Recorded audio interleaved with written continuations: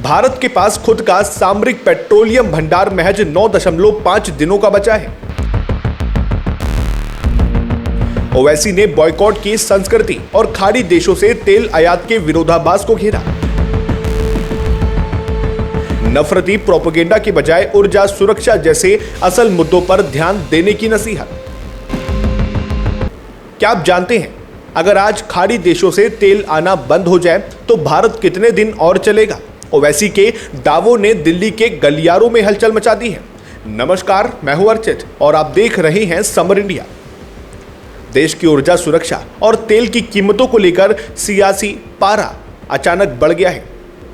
All India Majlis-e-Ittehadul मुस्लिमीन के अध्यक्ष असदुद्दीन ओवैसी ने एक बार फिर केंद्र सरकार की नीतियों पर जोरदार हमला बोला। ओवैसी ने न केवल पेट्रोलियम भंडार की स्थिति को लेकर सरकार को घेरा है, बल्कि समाज में फैल रही बॉयकॉट की संस्कृति पर कड़े सवाल दागे हैं।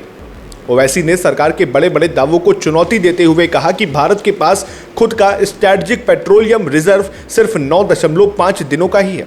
उन्होंने आंकड़ों का खुलासा करते हुए आगे बताया कि अगर हम अपनी ऑयल मार्केटिंग कंपनियों के स्टॉक को भी जोड़ ले तो भी ये भंडार महज 74 दिनों का है। ओवैसी का आरोप है कि ऊर्जा सुरक्षा के मोर्चे पर स्थिति इतनी नाजुक होने के बावजूद सरकार और उससे जुड़ी संस्थाएं फिल्मों और नफरती प्रोपेगेंडा के जरिए असल मुद्दों से जनता का ध्यान भटकाने में लगी है। गैस की बढ़ती कीमतों और वैश्विक स्थितियों पर तंज कसते हुए ओवैसी ने कहा कि जब दूसरे देशों में मासूम बच्चे मारे जा रहे थे तब किसी को उनकी फिक्र नहीं थी, लेकिन जैसे ही युद्ध की वजह से देश में गैस की किल्लत शुरू हुई, सबको शांति और सप्लाई की याद आने लगी। उन्होंने सीधे तौर पर भाजपा और आरएसएस पर निशाना साधते हुए कहा कि ये लोग केवल अपनी सुविधाओं के अनुसार बयानबाजी करते हैं। अपने संबोधन के सबसे तीखे हिस्से में ओवैसी ने सरकार के दोहरे रवैये पर सवाल उठाया।